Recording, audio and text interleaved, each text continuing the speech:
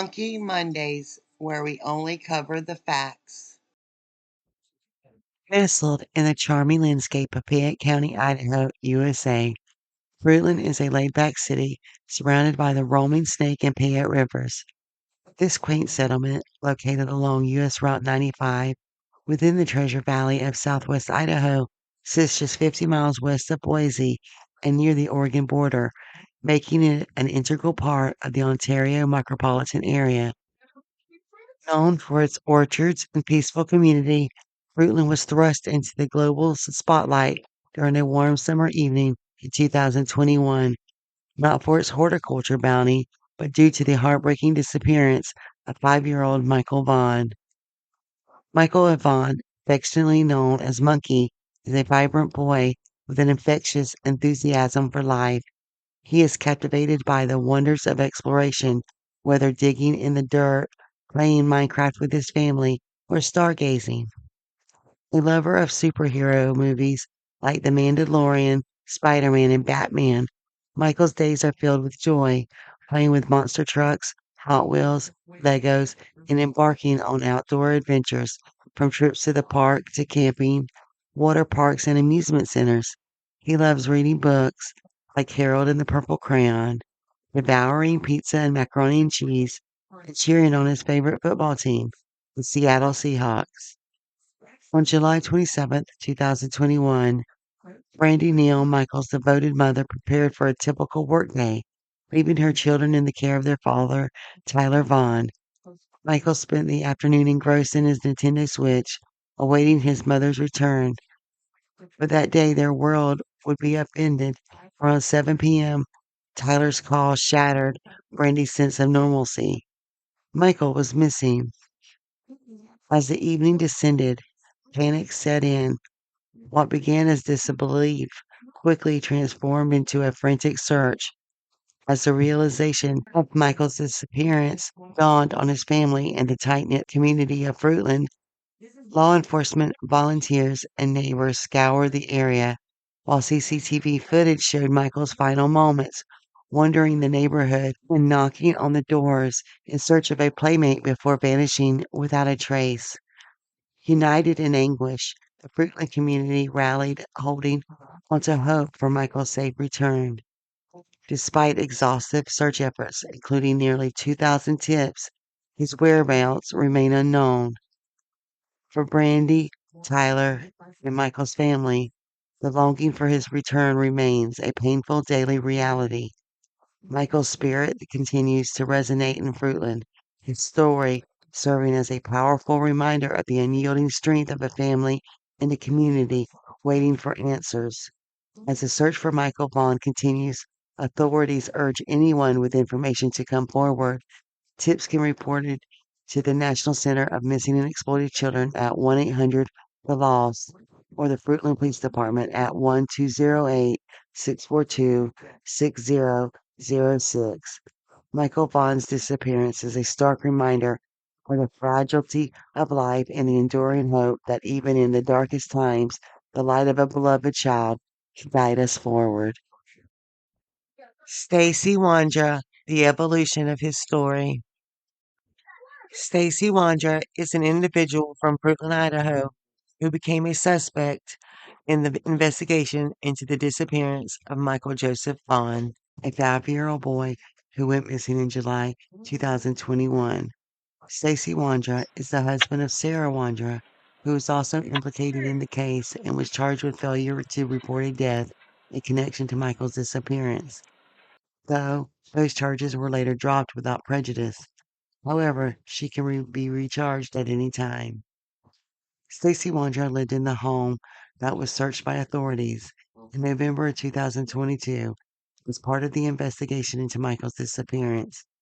His involvement in the case has drawn attention due to his proximity to the location where Michael was last seen and his association with Sarah Wondra, who was directly implicated by the police. Though Stacey Wondra has not been charged with any crime related to Michael's disappearance, he has given several interviews on platforms like YouTube and local news where he has tried to explain his side of the story. These interviews have raised questions as his accounts have changed over time. leading to doubts about his credibility. The investigation into Michael Vaughn's case is ongoing, with law enforcement continuing to pursue leads and assess the involvement of various individuals, including Stacey Wondra. Stacey Wondra shared his evolving story through a series of interviews across various platforms, starting with Crime Line and Lies on January 8th, 9th, and 10th of 2024, followed by KTVB News on January 15th, 2024, True Crime with Eve on January 17th, 2024, Dolly Vision on January 18th, 2024, Lesson for All on January 21st, 2024, and concluding with Hidden True Crime with John on January 26th, 2024, and Lauren on January 27th, 2024.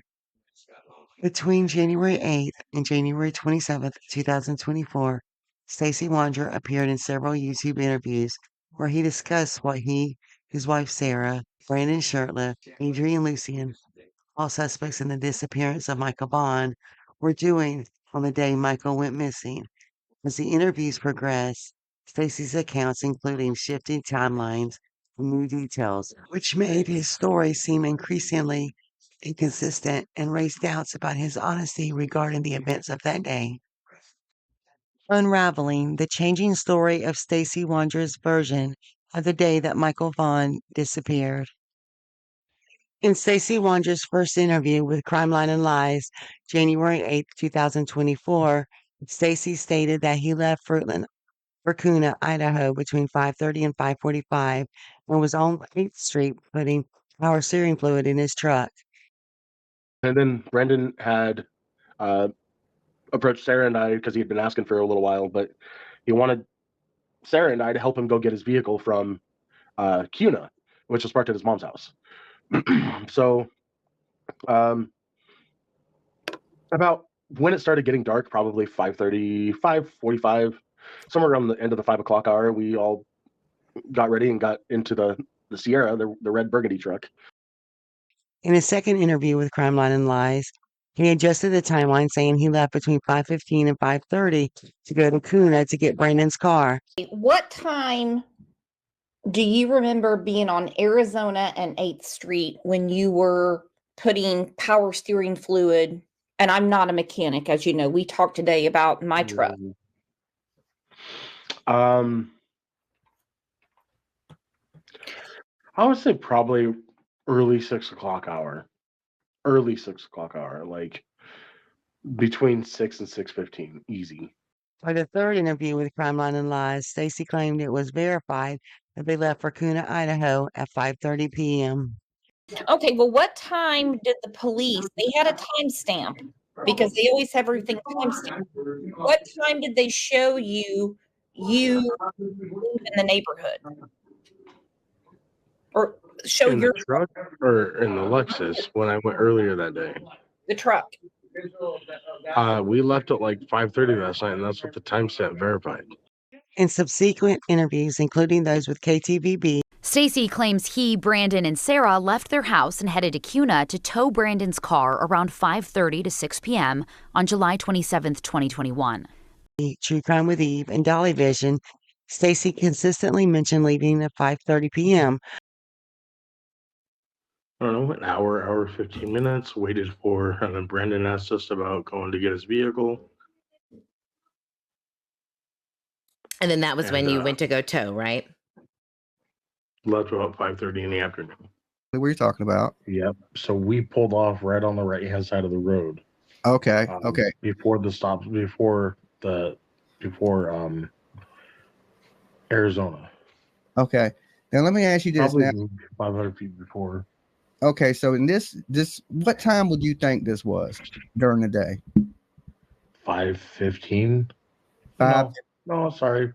We left about 5:30, so it'd been like 5:40. On January 21st, 2024, during an interview on the YouTube channel Justin for All, Stacey changed his account, saying he left Fruitland for Kuna between 6:30 and 7 p.m. and was on 8th Street putting power steering fluid in his truck around the time Michael went missing. it's gonna sound stupid, but going back to the timestamps, I would say 6:30 or 7 is when we left. When you left. Correct. Okay. Okay. All right. So you leave at 6:30, 7 o'clock. Mhm. Okay. All right. And you guys are making a trip from Fruitland Correct. to Cuna. Cuna. How do you spell Cuna? Kuna. Additionally, Stacey mentioned that he, Brandon, and his wife, Sarah, stopped 50 to 100 feet before Arizona Street and claimed they were captured on CCTV while putting power steering fluid in the truck. She was in the driver's seat the whole time. Brandon was in the back seat the whole time. I was the Okay. only one to get out of the truck, as it's on video and recording, and the video shows me putting power steering fluid in the They truck. showed it to you? Yes. He also contradicted Brandon's shirtless statement by saying they never went to a gas station, as Brandon had claimed in his interview with JLR Investigates. The thing with Brandon's story, he's saying that him and Stacey got home and they went to the gas station. Him and Sarah? Or Sarah, sorry. Him and Sarah No. went They to never the went to gas the station at station. 7 o'clock. No. And it's like somebody's lying here. Somebody's lying, and it's They never went to the gas station. We left in our truck to go tow his car upon his request. While you're coming back, that's when you noticed everyone searching for Michael and searching for Michael. Yes, sir. Yeah, I remember going to the gas station. We were probably at the gas station filling up like right at 7. Right at 7. What gas station? There's the Chevron right there just up from their house. Yeah. In an interview with Hidden True Crime, Stacey once again stated that they left at 6:30 p.m. and stopped a little bit before Arizona Street. Remember, I'd say probably maybe 6:45, 6:50. Okay, and that was at 5 p.m.? Correct. And you guys all went together? Yes. We left. Well, no, we were at the house. We didn't leave the house, I think, until probably about 6:30 at night. That's what I told Okay. John yesterday. Had like the car had like a steering fluid problem. No, the truck. The truck had a steering The fluid truck, problem. yeah, because we had to stop a little bit before Arizona Street off of pretty much when you take a left outside the subdivision, there's a little like pull off spot on the right hand side of the road before Arizona. We had pulled off there and I had Sarah pop the hood. I got out of the truck. Sarah, now mind you, Sarah's driving the whole time. By his third interview with Crime Line and Lies on January 10th, 2024, Stacey Wondra introduced a new detail, claiming he saw a child by himself on 8th Street. He clarified that the child didn't resemble Michael Vaughn and couldn't remember what the child was wearing. Stacey mentioned the child was playing with something or possibly standing near houses on the sidewalk about 5 to 7 houses down on the right-hand side of the road. He described the child as having short dark hair and looking older, maybe around 7, 8, or 9 years old, but he couldn't confirm the child's gender. Well, how old do you think that child was? I don't know. Like, I mean, he was definitely a little taller. You know, he wasn't like it didn't look like a 5-year-old kid at all. I'd say if I had to guess age, maybe 7, 8, 9. I mean, he wasn't like a little kid. You know what I mean? Like he was. That's why I said it didn't concern me at all that he was out and about doing his thing. Well, I mean, how do you know it was a little boy? I mean, aren't kids technically still labeled as little? I mean, if they're not in pre-adulthood. Oh, you know me. I mean, I don't care if a dog is 500 pounds. I'm going to say it's a puppy. But, you're saying, look, 7, 8, 9 years old. I shouldn't say it. That's horrible. And girls can have short hair. You know, I mean, I had short hair. My mother. I can't confirm whether it was a boy or girl. I know that short hair and was dark brown. He was probably, he continued down that road. He was at least probably, like I said, 5, 6, maybe 7 houses down on the right on the right hand side of the sidewalk. In his next interview with KTVB, Stacey did not mention seeing a child. However, in his interview on True Crime with Eve, Stacey stated he saw a child down the street in a yard between 5:35 and 5:40 p.m., describing the child as taller than Michael, but unsure of what they were wearing. He insisted it wasn't Michael because search dogs didn't find Michael's scent on the 8th Street. I don't know, say it's probably like 5:35, 5:40. If I had to put a time frame on. The mother of Michael Vaughn, Brandy Neal, has stated that his scent was picked up at the end of their street, meaning the opposite way towards Washington and Southwest 9th. And y'all were on Southwest 8th in Arizona, back towards your neighborhood, closer than the Washington. So if that's what was told to her by law enforcement, don't you think that would be something they would have reviewed, in your opinion? What do you think about that? I mean, it doesn't match up, you know. Washington and 9th Street are the complete opposite side of the road. You know what I mean? Like the end of 8th Street, pretty much before you hit the stop sign, you take a right on Washington, and then 9th Street's the next street over. You know, so if his scent was picked up there, but his scent wasn't picked up anywhere else, you know, close to on 8th Street, it just doesn't make sense why, you know, I mean, that just goes to show that's not Michael Vaughn, that little boy, that person that I saw. On Dolly Vision, Stacey repeated that the child was down the street in a yard between 5:35 and 5:40 p.m., describing the child as taller than Michael and reiterating that it wasn't Michael due to the absence of his scent. No, he had dark brown hair. He was taller, like he had to have been 8, 9, 10 years old. Did not look anything. Not. I mean, mind you, it wasn't a clear picture. You know what I mean? I wasn't really trying to pay attention. You know. Yeah, you was putting power. I always pay attention to my surroundings all the time. Mm-hmm. You know. But nothing was unusual about it. Like you just seemed like a normal kid just playing in the neighborhood. Yeah, and you say he had a toy. Do you remember what kind of toy he may have had? No. I didn't pay attention again. I just know he was playing with something is all I know. And you didn't see nobody else around the kid. Was he in a yard? Yeah, he was in the neighbor's yard, yeah. Or one of the people's yards off of East Street, but okay. I assumed it was just somebody's kid. He wasn't playing in none of the fields over there. No. Oh, okay. That's what I was trying to get at. Was he in the field or was he near, you know, because a lot of outside the neighbors, outside the house, like in the front yard. Across from the field, which would sit right across from the field. Okay. During his interview on Justin for All, Stacey said he saw a boy around 5:40 p.m. playing with something in someone's yard. He described the boy as having dark hair and appearing older, around 9 or 10 years old. Later in the same interview, Stacey added that the boy was further down the 8th Street in a yard wearing a bright shirt and shorts and was taller than a 5-year-old. That day, hold on. You saw a boy that day as well, didn't you? You said yes, you saw a boy. Further down 8th Street on the very right hand side in somebody's yard. And he didn't look anything like Michael at any point in time.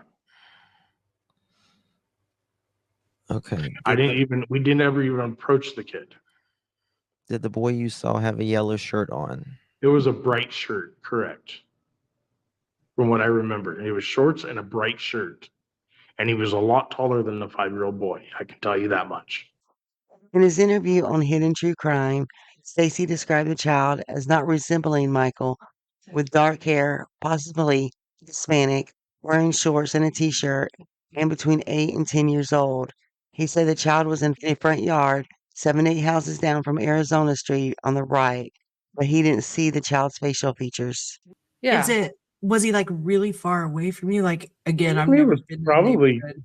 he was probably 7, maybe 8 houses down on the right hand side. Okay. I mean, it was not like you could, I mean, you could really depict his facial features. He was just a little boy or another boy. He wasn't little. He was definitely looked nothing like Michael. He was more dark hair. Um, I don't know how to label other than he was a Mexican. He was a Mexican kid, and shorts and a t-shirt, but he was much more filled in and defined. Like he was probably, had to guess, between 8 and 10. By his fifth interview, Stacey Wondra added a new detail to his version of events about what he, Sarah, and Brandon were doing at the time Michael went missing. Stacey mentioned that Brandon brought clothes to Kuna in a duffel bag, emphasizing on his own that the bag was small and not big enough to fit a human body. This detail was volunteered by Stacey without being prompted. In a Dolly Vision interview, he added that Brandon went to retrieve his car, took his laundry in a duffel bag, and got water. Mother's house, correct? Mm-hmm. Okay. Now, did Brandon have anything with him? He had his duffel bag full of clothes, but it was small. It wasn't even a huge duffel bag. It was tiny. Like, what do you consider tiny? Like a book bag size, or big enough to fit? Take like a small duffel bag. Had the little straps on it, but not near big enough to put a human in it at all. Okay, so you're saying there's no way that he could have stuffed a small child or anything in that bag. Brandon went into the house. He said he was going to go do some laundry or whatever. He's going to get some water because, he always told us he didn't like drinking our water at our house, which made no sense because he drank it all the time. Brandon went into the house. He said he was going to go do some laundry or whatever. He's going to get some. He goes inside to wash clothes. Now, did he wash the clothes that he was wearing? No, he just did a change of clothes, but all I know, to my knowledge, he just washed the clothes that was washed in his duffel bag. But he did change the clothes he was wearing, you said? Yes. Did you or Sarah ever go in the house with him? No, Sarah and I was outside.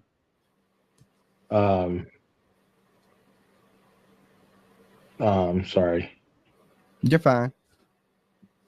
I was outside hooking the vehicle up to the car.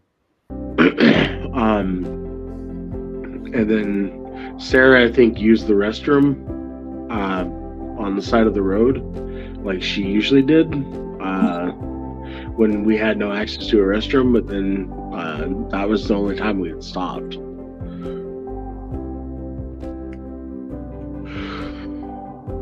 I mean, why didn't she use a bathroom at Brandon's mom's house? She did. Oh, okay. Her bladder is ridiculous. The garage that goes out to the backyard. And did Sarah go in? No, Sarah stayed in the truck.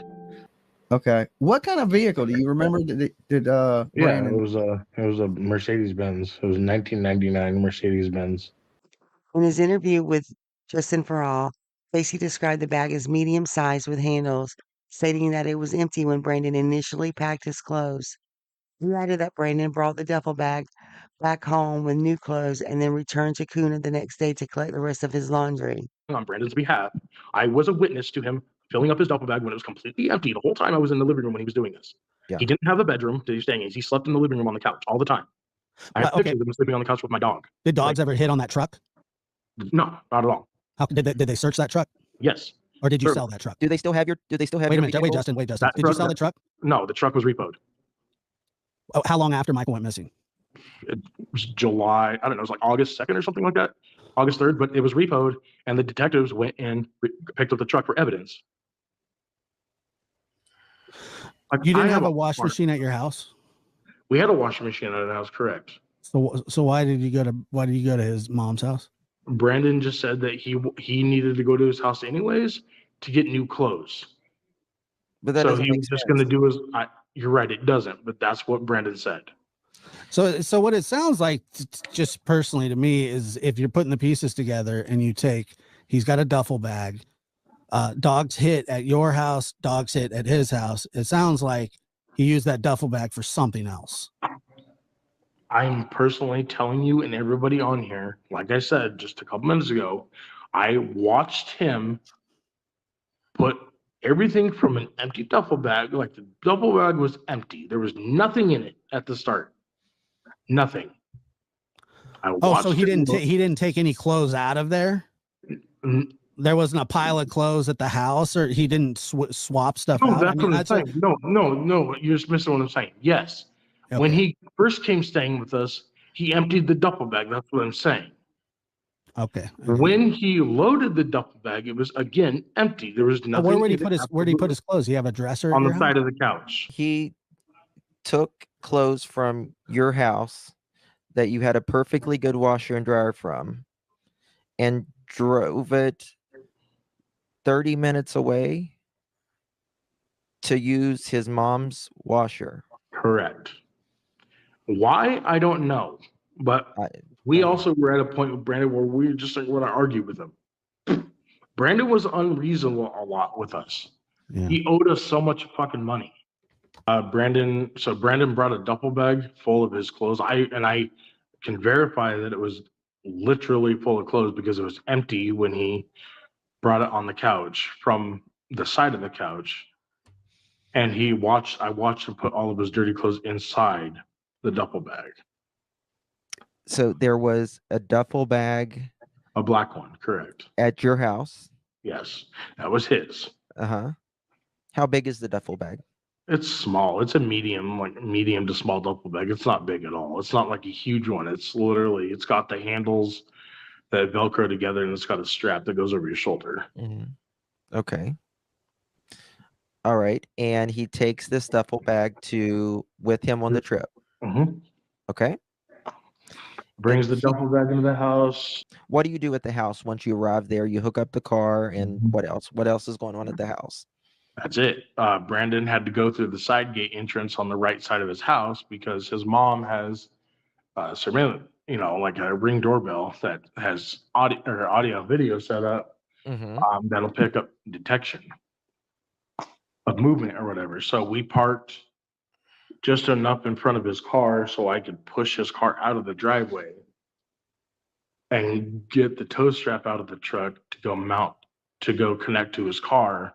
And while in the process of me doing that, he was in the house washing his clothes. But I mean, so the duffel bag was filled up with clothes. He had that many clothes. He literally had a stack of clothes, a pile of clothes. And it wasn't a huge duffel bag, keep in mind. It was literally a medium duffel bag. It's all it takes is a medium duffel bag, though, to be honest with you. It's... In his Hidden True Crime interview, Stacey reiterated that the duffel bag had handles and was not big enough to hold a body, estimating it to be about 3 foot long.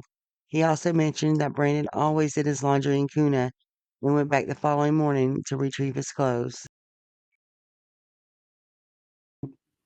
Because he stayed on the couch. Brandon always slept on the couch.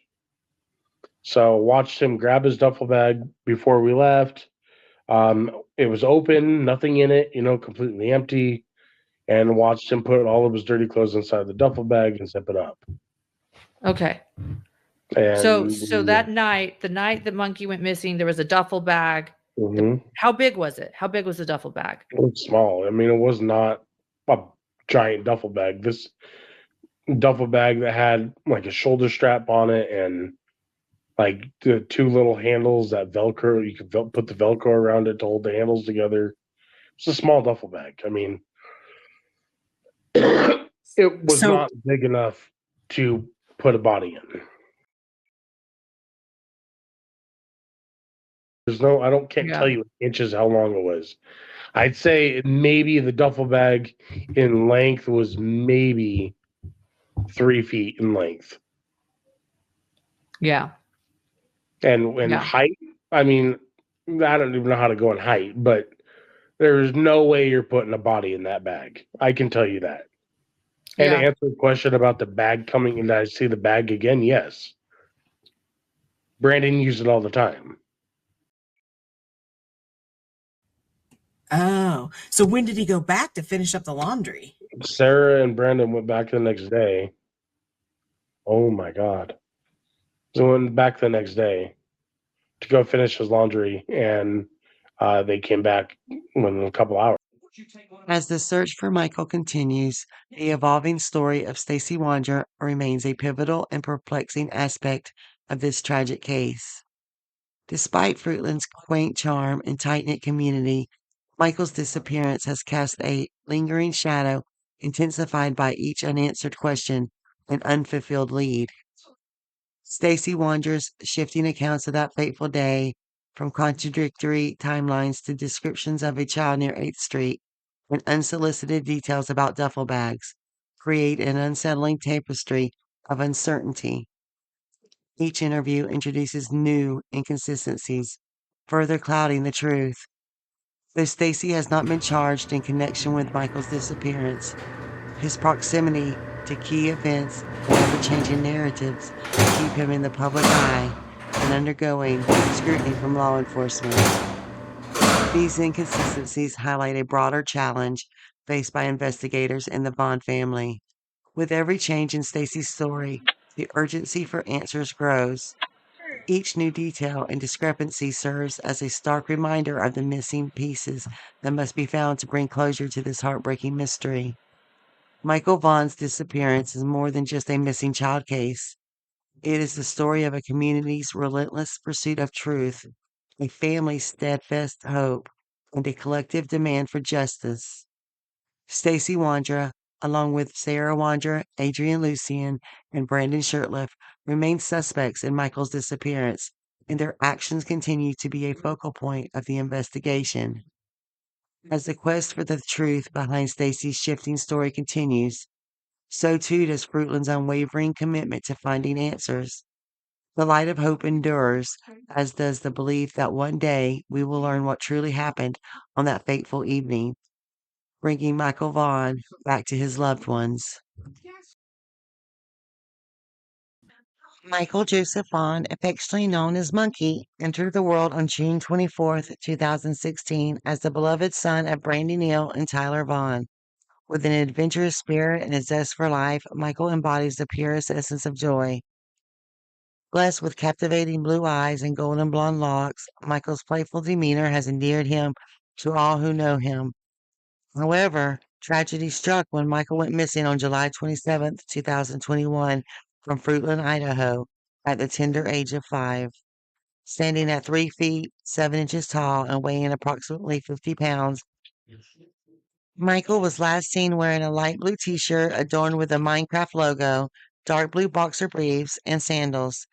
Despite extensive efforts by both the community and law enforcement, Michael's whereabouts remain unknown. Authorities have determined that Michael was taken near his home on Southwest 9th Street at Arizona between 6:40 p.m. and 7 p.m. The Fruitland Police Department is urging anyone with information to come forward immediately, calling 1-208-642-6006 or dialing 911. The unwavering vigilance and support of the community are crucial in bringing Michael safely back home to his family. I need you to know how much Michael is loved. I need you to know how much he is missed. Our family is broken. You can't take one of our most precious citizens from us and ever expect us to stop. He's coming home. If you have any information on Michael, please call the Fruitland Police Department at 208-642-6006. Crime Stoppers at 1-800-222-TIPS and 1-800-222-8477. Or call the National Center of Missing and Exploited Children at 1-800-843-5678 or dial 911. Hope is why we are here.